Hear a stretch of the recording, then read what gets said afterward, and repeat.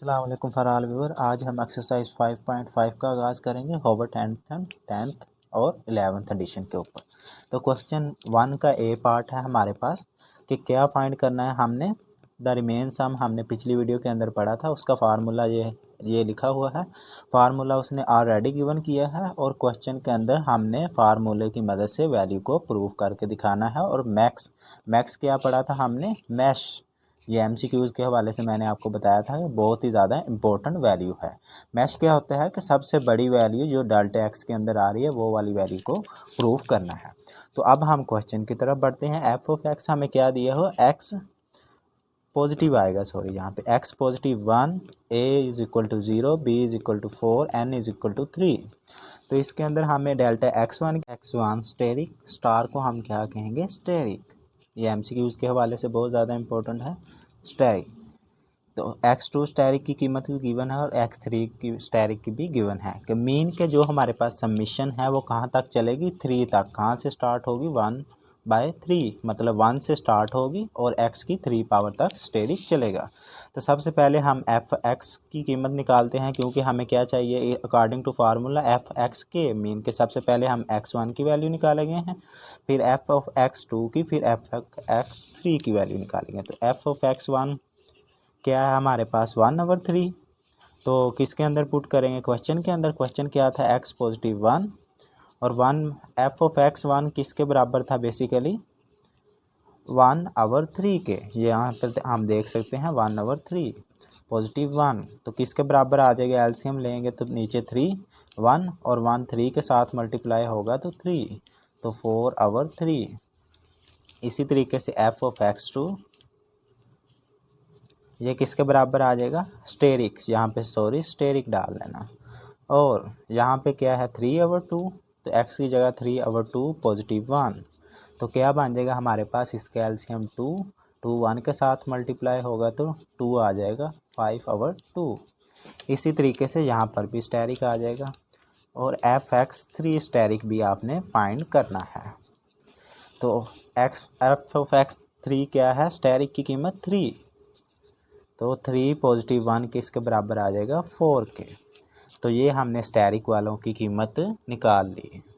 इसके बाद जो हमें डेल्टा x1 और डेल्टा x2 और डेल्टा x3 की वैल्यू हमें गिवन है वो एज इट इज़ ही पुट कर सकते हैं, क्योंकि यहाँ पे क्या लिखा है, डेल्टा x के मीन x की वैल्यू चेंज हो रही है, तो x की वैल्यू यहाँ भी चेंज, यहाँ भी चेंज और यहाँ भी चेंज, तो हमने एज इट इज़ वैल्यू को लिख देना है। अब हमने अकॉर्डिंग टू दिस फार्मूला क्या होता है हमारे पास, सिग्मा नोटेशन। इसका इंडेक्स क्या था, के किसके बराबर था, 1 के, और ऊपर क्या था, अपर लिमिट n, तो किसके बराबर होता है, एफ ऑफ एक्स के स्टेरिक और डेल्टा एक्स के। अब हमारे पास जो इंडेक्स है वो कहाँ से स्टार्ट हो रहा है, बेसिकली 1 से स्टार्ट हो रहा है क्वेश्चन के अंदर। तो इंडेक्स 1 कहाँ तक ख़त्म हो रहा है, 3 पे, तो 3 डाल देना है, ठीक है। और अब के की जगह क्या आ जाएगा, के ही आएगा, ठीक है, 1। और इसी तरीके से डेल्टा एक्स के। हम अब इसको सिंपली सिग्मा नोटेशन हमने ख़त्म करनी है, क्योंकि हमने किसको प्रूव करना है, वैल्यू को। तो हम इसको कैसे सिग्मा नोटेशन को ख़त्म करेंगे, सबसे पहले एफ x1 स्टेरिक आएगा, क्योंकि 1 से स्टार्ट हो रहा है इंडेक्स, और यहाँ पे x1 आएगा, ठीक है, x1। आप डेल्टा एक्स भी लिख सकते हैं, वो आप पे डिपेंड करता है। और पॉजिटिव आएगा फिर F x2 steric delta x2। इसी तरीके से F x3 steric delta x3। हमने एफ x1 स्टेरिक की कीमत क्या निकाली थी, 4/3, और डेल्टा x की वैल्यू हमें क्वेश्चन के अंदर गिवन है 1, और डेल्टा x की 1 और डेल्टा x की 3, तो 1 के साथ मल्टीप्लाई कर देंगे। इसी तरीके से एफ x2 स्टेरिक की कीमत क्या निकाली थी, 5/2, 1 के साथ मल्टीप्लाई, क्योंकि डेल्टा x2 की कीमत क्या है, 1। इसी तरीके से डेल्टा x3 की कीमत क्या है, 2, और एफ x3 स्टेरिक की कीमत क्या निकाली थी हमने, 4 और मल्टीप्लाई 2 के साथ।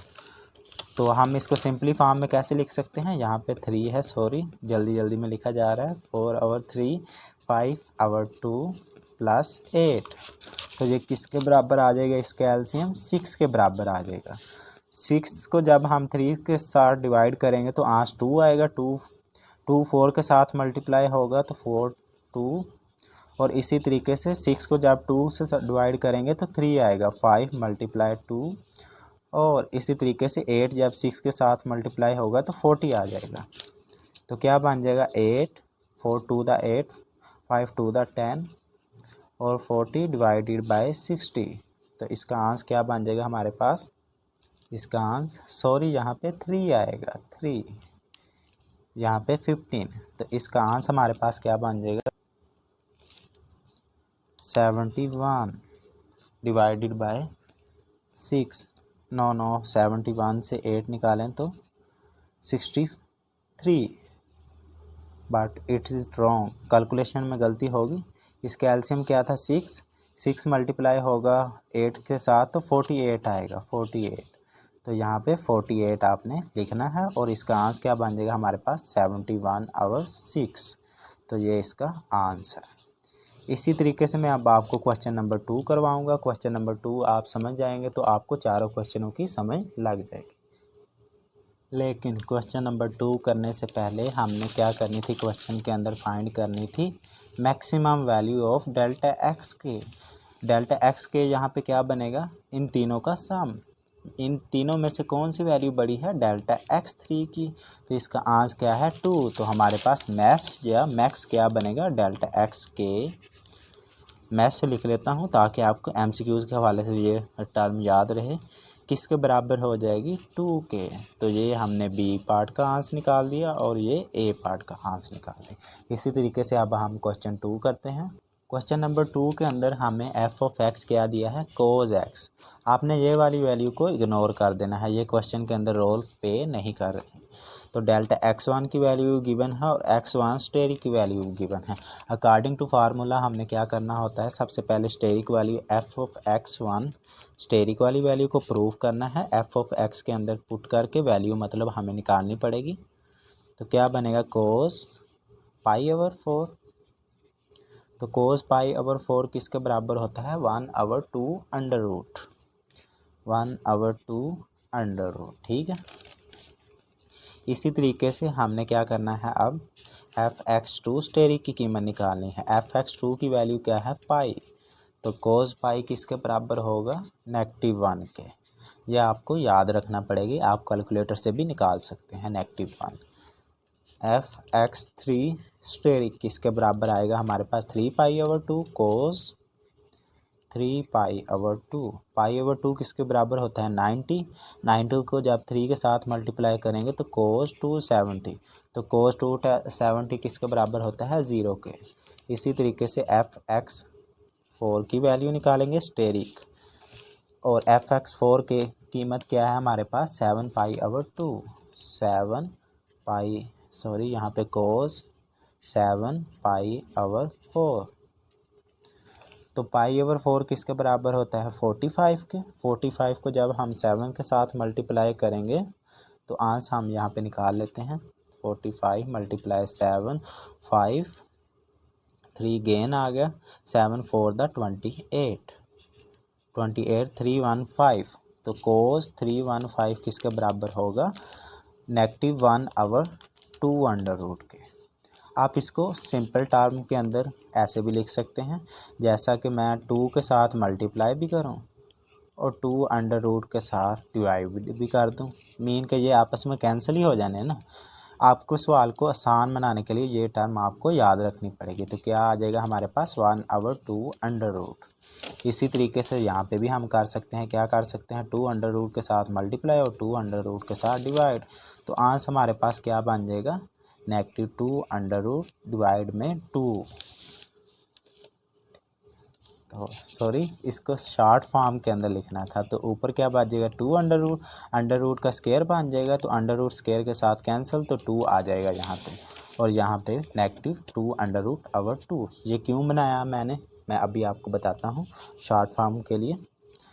अब हमने क्या करना है, अकॉर्डिंग टू दिस फार्मूला क्या होता है, सिग्मा नोटेशन इंडेक्स के होता है 1 के बराबर lower limit upper limit n के बराबर f(x) के स्टेरिक डेल्टा x के।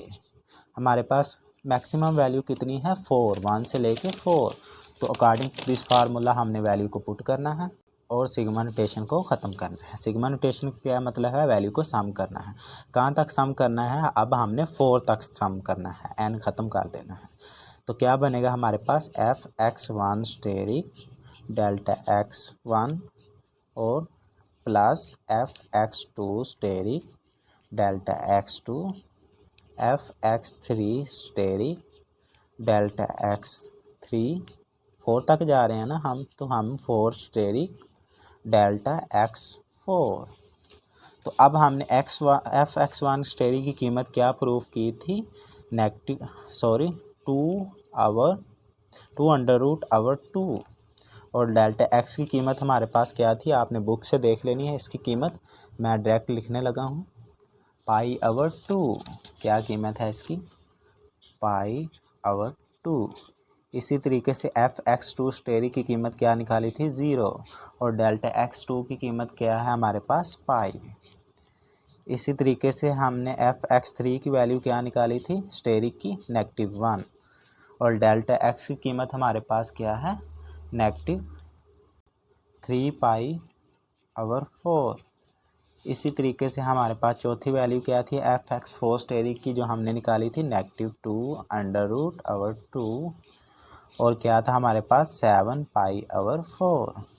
तो अब हमने इसको सिंपली सोल्व कर देना है। 2 के साथ मल्टीप्लाई होगा तो 4√2π/4। और ये 0 जब पाई के साथ मल्टीप्लाई होगा तो 0 ही आएगा, और ये -1 के साथ मल्टीप्लाई होगा तो -3π/4। इसी तरीके से 2 4 के साथ मल्टीप्लाई होगा तो 8, 7 2 अंडर रूट आ जाएगा, 7 2 √π। और ये नेगेटिव था तो नेगेटिव आ जाएगा 7। अब हमने इसका क्या ले लेना है, सिंपल टर्म के अंदर एलसीएम। एलसीएम इसका क्या आएगा हमारे पास, 8। अब यहाँ पे क्या था, 4। तो 8 को जब हम 4 के साथ डिवाइड करते हैं तो हमारे पास 2 आता है, तो 2 इसके साथ मल्टीप्लाई होगा तो 2 और 2 √π। ये 0 तो ऑलरेडी ख़त्म हो जाएगा। इसी तरीके से यहाँ भी हम 8 को जब 4 के साथ डिवाइड करेंगे तो 2 आएगा, 2 जब 3 के साथ मल्टीप्लाई होगा तो 6π। इसी तरीके से यहाँ पे 8 है, 8 के साथ डिवाइड होगा तो 1 ही आएगा, तो यहाँ पे 7 2 √π। हम यहाँ से क्या कॉमन ले सकते हैं, एक चीज़ कॉमन है यहाँ पे, कॉमन क्या है, π/8। और क्या बचेगा यहाँ पे, 2 √2 π, -6π, -7 2 √π। ये अंडर रूट है, सॉरी। अब हम इसको कैसे सिंपलीफाई कर सकते हैं मज़ीद, आपने मेथड याद रखना है। कैलकुलेशन में अक्सर बाज़ औक़ात गलती हो जाती है, जैसा कि मैंने जल्दी में लिखकर यहाँ पे क्या लिख दिया, 7। तो 7 तो आ ही नहीं सकता। क्वेश्चन क्या था हमारे पास, डेल्टा x4 की कीमत क्या थी, π/4। तो मैंने जल्दी में ये क्वेश्चन गलत कर दिया ना। इस वजह से क्वेश्चन को आपने जस्ट समझना होता है और फिर अंडरस्टैंड करके उसका आंसर निकालना होता है। हमारा मकसद होता है कि आपको वे ऑफ स्टेप और वे ऑफ मेथड बताना, तो आपने वे ऑफ मेथड पे ज़्यादा फोकस करना है। अब यहाँ पे 7 ख़त्म होगा तो इधर भी 7 ख़त्म होगा, इधर भी 7 ख़त्म हो जाएगा, ऐसे ही होगा ना। तो π/4 था, यहाँ पे नेगेटिव ख़त्म हो जाएगा, तो क्या बन जाएगा हमारे पास, पॉजिटिव। और यहाँ पर भी पॉजिटिव और यहाँ पर भी पॉजिटिव। तो इसका आंसर क्या निकलेगा हमारे पास, π/8। ये आपस में सामा हो जाएंगे, ये दोनों एक जैसी चीज़ हैं, तो ये 2 और यहाँ पे 1 क्या हो जाएंगे, ऐड। तो क्या बन जाएगा, 3 2 √π -6π। यहाँ पे मैंने पाई कॉमन नहीं लिया, तो क्या बन जाएगा हमारे पास, अब 1 π/8, पाई हम कॉमन लेंगे 8, और 3/2 √-6, इसका आंसर निकल आएगा। इसको अगर हम मज़ीद सिंप्लीफाई करना चाहें तो कैसे कर सकते हैं, π/8, यहाँ से हम क्या कॉमन ले सकते हैं, 3। तो 3 कॉमन लेंगे तो क्या बचेगा हमारे पास, 2 √-2। इसको हम इस तरीके से शॉर्ट फॉर्म के अंदर लिख सकते हैं। मैक्सिमम वैल्यू क्या थी डेल्टा x की, मैं यहाँ पे ही लिख देता हूँ, आपने नोट कर लेनी है। तो मैक्सिमम वैल्यू डेल्टा x में से कौन सी थी हमारे पास, 3π/4। तो डेल्टा x के मैक्स वैल्यू कौन सी थी हमारे पास 3π/4, क्योंकि ये कितना एंगल बनता है 135, ये 90, ये भी 90 और ये 45। तो ये था हमारे पास क्वेश्चन नंबर 2। तो क्वेश्चन नंबर 3 और क्वेश्चन नंबर 4 बिल्कुल एज इट इज़ ऐसे तरीके से ही आपने करने हैं। अगर आपको ना समझ आई तो मुझे कमेंट में बता देना, तो मैं आपको फर्दर नेक्स्ट वीडियो के अंदर आपको दोबारा समझा दूंगा। तो मिलते हैं नेक्स्ट वीडियो में, तब तक के लिए इजाज़त दीजिए। अल्लाह हाफिज़।